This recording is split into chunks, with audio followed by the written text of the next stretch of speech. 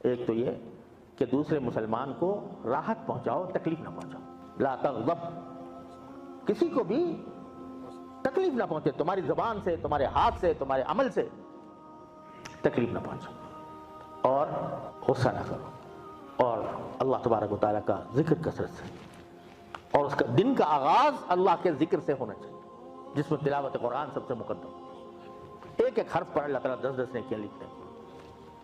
جو بندہ تلاوت کرنے کا عادی ہوتا ہے تو کہ روزانہ تلاوت ضرور کرے گا، تو اللہ تبارک و تعالیٰ اس کو ناکام کریں گے، آگ میں جلائیں گے.